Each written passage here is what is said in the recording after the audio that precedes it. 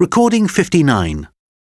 You will hear a phone conversation between an estate agent and a woman wishing to rent accommodation.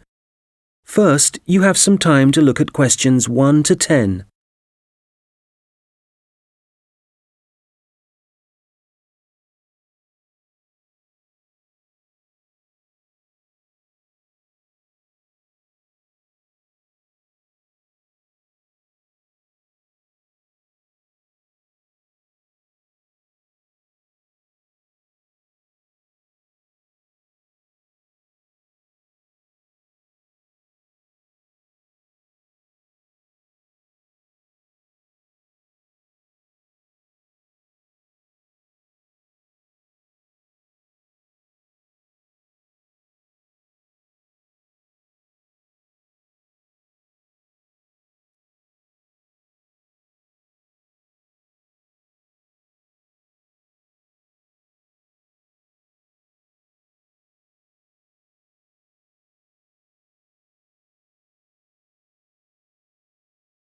Fairfield Rentals, Andrew Williams.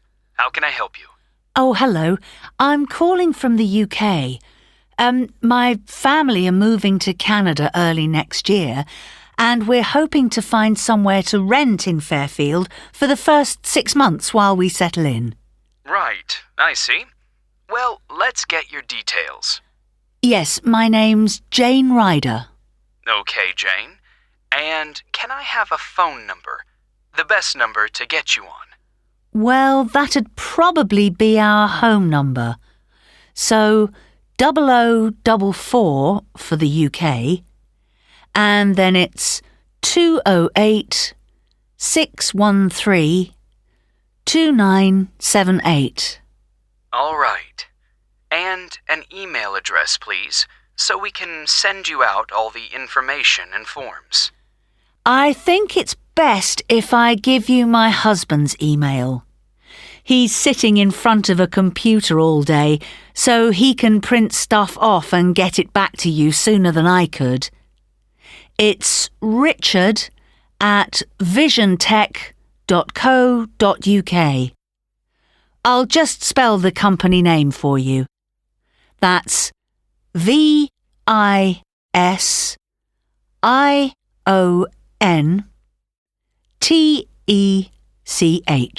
Great. And we have a question here about occupation. Richard's an IT specialist for an advertising company. They're transferring him to their Fairfield branch. Actually, just your job for now, thanks. Me? I'm a doctor at the hospital in our town. Okay, I'll put that down. Now, what kind of accommodation are you looking for? House? Apartment? An apartment, probably, as long as it has 2 bedrooms. There'll be me, my husband, and our 10-year-old son.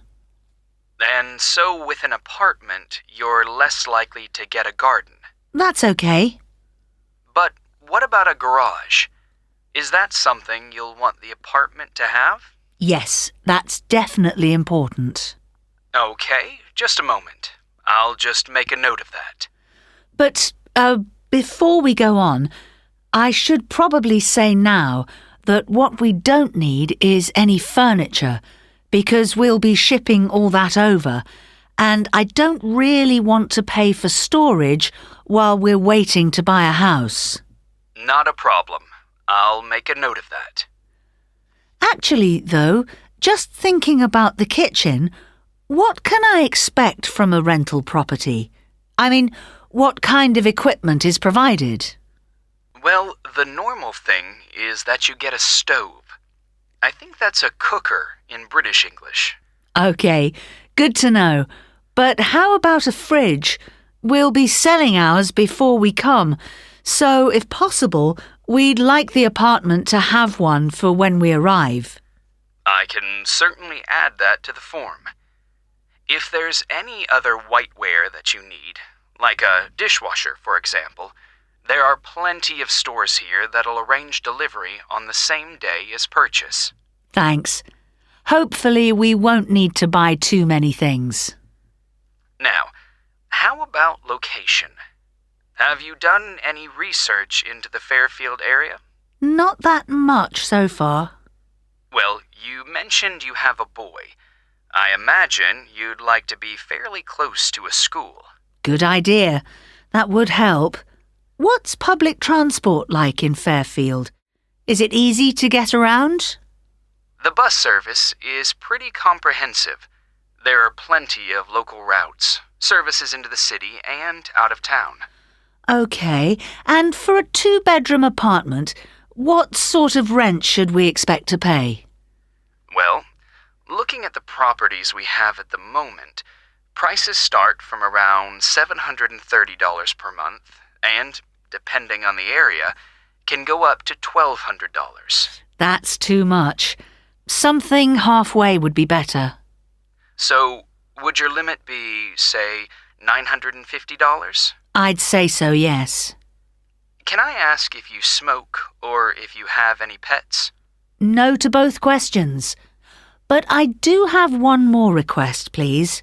Yes? Well, I've also been offered a job at Victoria General Hospital, and I suspect I'll be working nights occasionally. So what I really need from any apartment is for it to be quiet, so I can catch up on sleep if necessary during the day. Congratulations on the job offer. I'll add your request to the form. Well, what I'll do is compile a list of suitable properties for you and send them via email. Can I just ask, how did you hear about us? Obviously not from our commercials if you're living in the UK. Actually, it was a friend of ours. He spent a few months in Fairfield a couple of years ago, and he pointed us in the direction of your website. Well, it's good to be recommended. So, what I'll do is... That is the end of section 1. You now have half a minute to check your answers.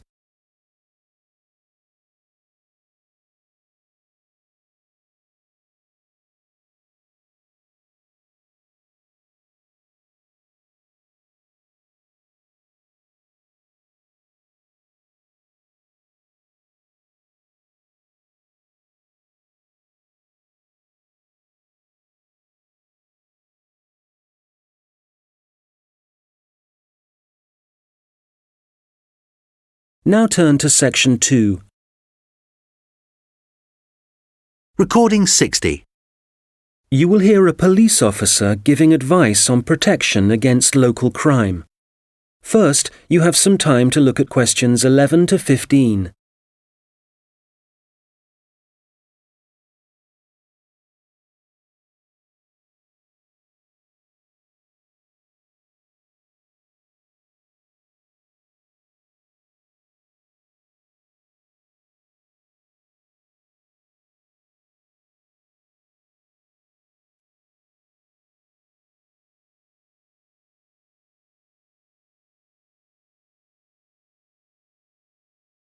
Well, good afternoon.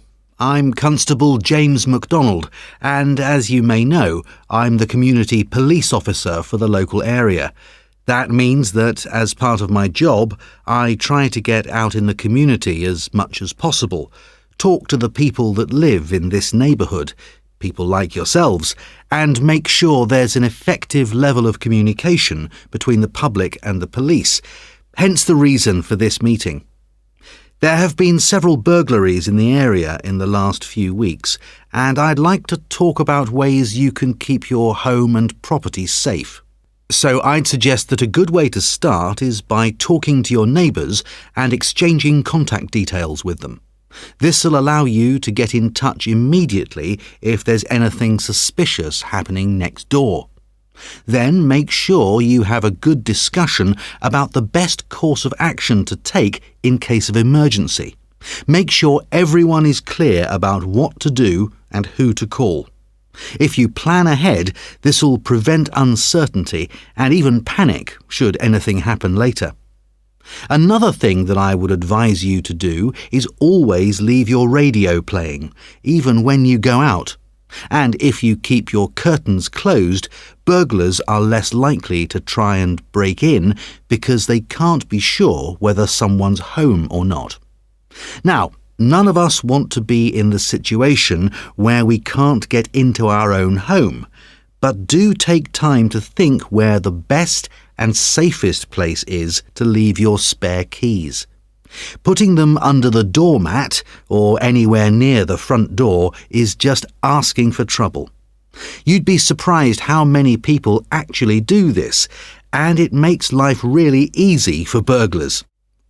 All these things will help keep your community safe and will cost you nothing.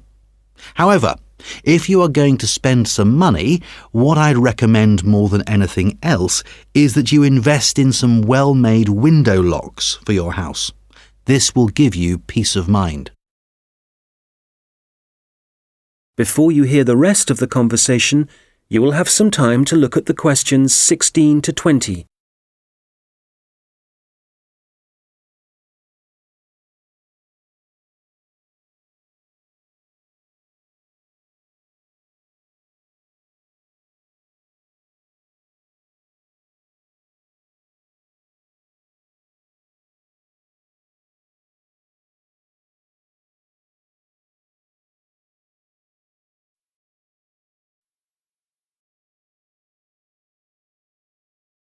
Now listen and answer questions 16 to 20. OK, moving on.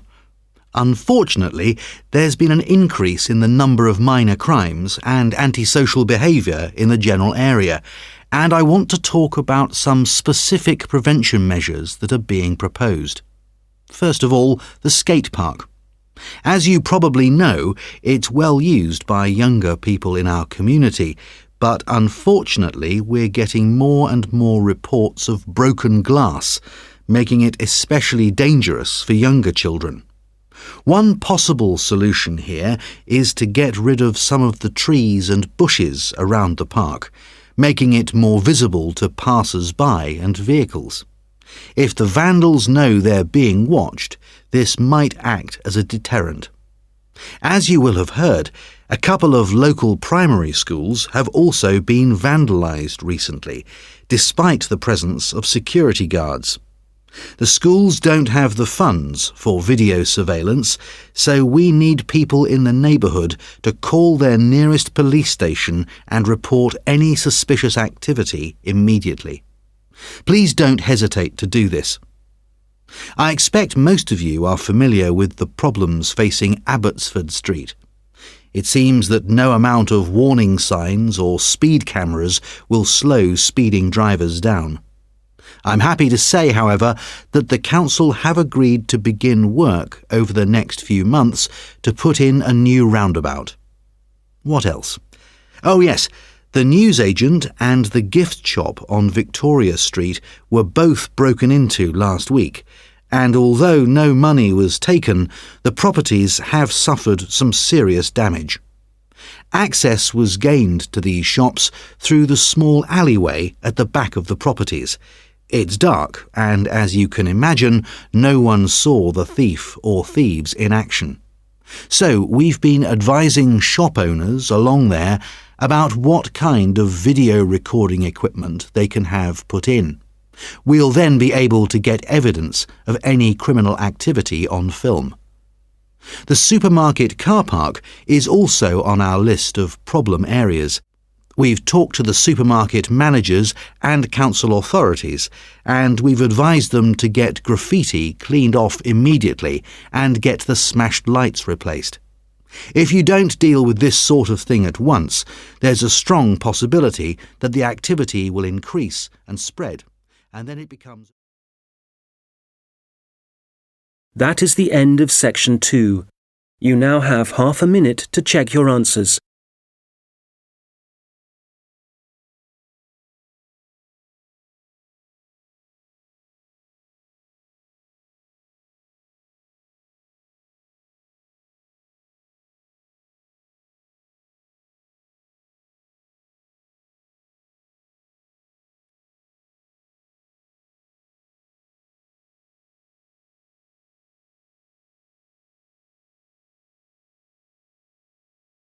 Now turn to section 3. Recording 61. You will hear two students discussing their assignments. First, you have some time to look at questions 21 to 26.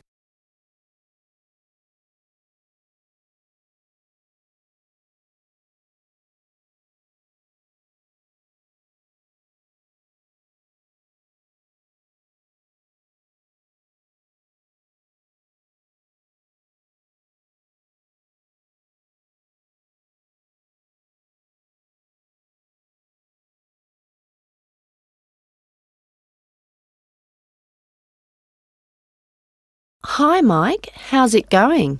Actually, I was up last night with an assignment, so yeah, I'm tired, but I guess we'd better sort this presentation out. Well, we've done enough background reading, but I think we need to organise exactly what we're going to say about biofuels during the presentation, and the order. I thought we could start by asking our audience what car engines were first designed to run on, fossil fuels or biofuels. Nice idea. Yes, when most people think about cars and fuel, they think about all the carbon dioxide that's produced, but they don't realise that that wasn't always the case. You're probably right. The earliest car engines ran on fuel made from corn and peanut oil, didn't they? Yes. The manufacturers used the corn and peanut oil and turned them into a kind of very pure alcohol. You mean ethanol? Yes. In fact, most biofuels are still based on ethanol. Actually, I've got some notes here about the process of turning plant matter into ethanol, the chemical reactions and the fermentation stages. And it's interesting. The other students would appreciate it, but different biofuels use different processes. And if we give a general description, there's a risk we'll get it wrong, and then the tutor might mark us down. I'd rather we focus on the environmental issues. Fair enough. So, the main plants that are used for biofuel production now are sugarcane, corn... and canola. Of all of them, canola is probably the least harmful because machines that use it don't produce as much carbon monoxide. Sugarcane seems to be controversial. It doesn't require as much fertiliser as corn does to grow, but when they burn the sugarcane fields, that releases loads of greenhouse gases. Yes, but some critics have suggested that the production of corn ethanol uses up more fossil fuel energy than the biofuel energy it eventually produces. For that reason, I'd say it was more harmful to the environment. I see what you mean. You're probably right. It's interesting how everyone saw the biofuel industry as the answer to our energy problems, but in some ways, biofuels have created new problems. Well, in the USA, I wouldn't say that farmers are having problems. The biofuel industry, for them, has turned out to be really profitable. I think, though, that even in the USA, ethanol is still only used as an additive to gasoline or petrol. The problem is that it still has to be transported by trucks or rail because they haven't built any pipelines to move it. Once they do, it'll be cheaper and the industry might move forward. That'll have to happen one day. At least the government are in favour of biofuel development. Yes, but Brazil's probably in the lead as far as biofuels are concerned. They've got to the point where they don't need to import any oil now. Which is great. And the industry in Brazil employs a huge number of people. But is it sustainable? I mean, as the population grows and there are more vehicles on the roads and there's more machinery, surely they can't depend so much on sugarcane. At some point, there has to be a limit on how much land can be used for sugarcane production. Certainly if you want to preserve natural habitats and native wildlife. I think that whatever problems Brazil's facing now, the same will be true for any country. You have to weigh up the pros and cons. Well, we probably won't see an increase in biofuel use. I mean, they won't replace fossil fuels until we can find ways to produce them cheaply and quickly, and with less cost to the environment. Making sure they require minimal energy to produce. Exactly. And in a way, that means they have to cost less than fossil fuels, certainly when you're filling up your car. Yes, and whatever other kind of engines use fossil fuels at the moment.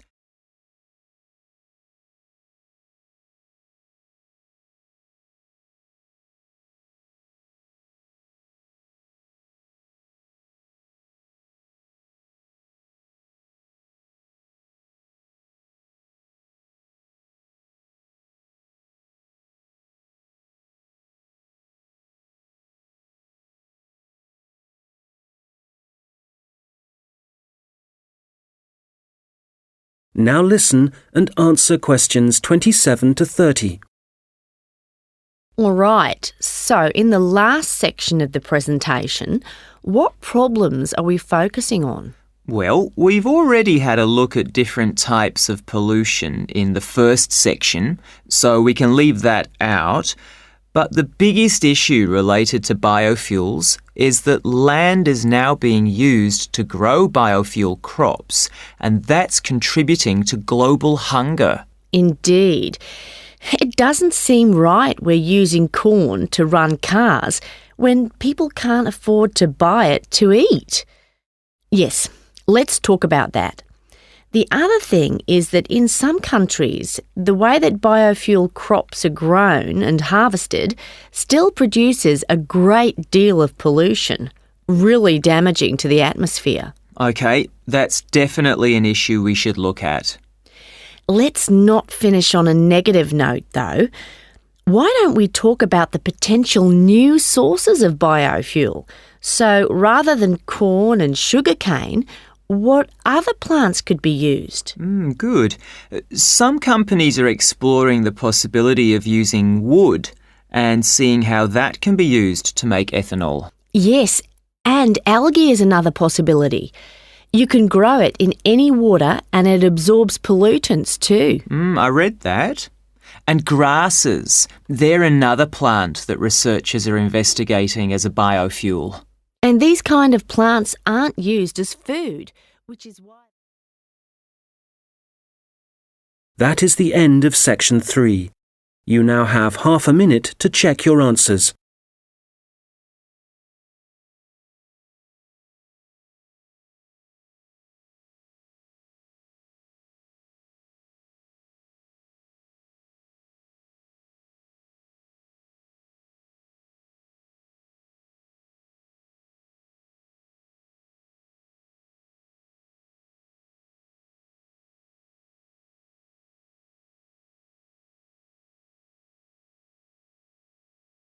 Now turn to section 4. Recording 62. You will hear a lecture about how technology affects human interaction. First, you have some time to look at questions 31 to 40.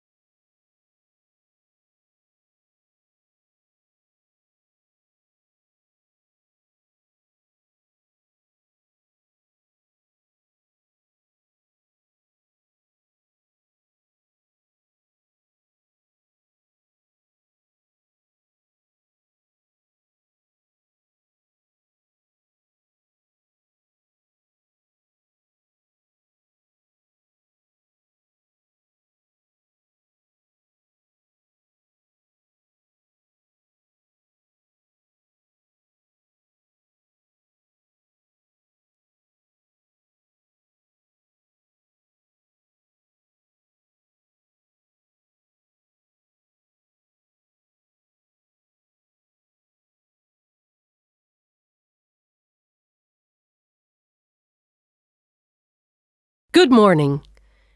Today, we're thinking about the way that technology is influencing our social structures and the way we interact with one another. Humans, as we know, have always lived in groups. Without this arrangement, our species would have died out long ago. But now, the way we see and define our group is changing. I'd like to start by mentioning the research of American sociologist Mark Granovetter in 1973. It was Granovetter who first coined the term weak ties, which he used to refer to people's loose acquaintances. In other words, friends of friends. His research showed that weak ties had a significant effect on the behavior and choices of populations, and this influence was something highly important in the fields of information science and politics, and as you can imagine, marketing also. So, these friends of friends, people we might spend time with at social or work gatherings, might not be like us, but they can still have a positive influence because we share the same sort of interests. That's enough to make a connection, and this connection can turn out to be more beneficial than we might suspect. An example of this, an example of how the connection can influence us, is when our weak ties get in touch and pass on details about jobs they think might be suitable for us. Well, since Granovetter first came up with this theory, his work has been cited in over 19,000 papers. Some of these studies have looked at how weak tie networks are useful to us in other ways. And one thing that seems to improve as a result of weak tie influence is our health.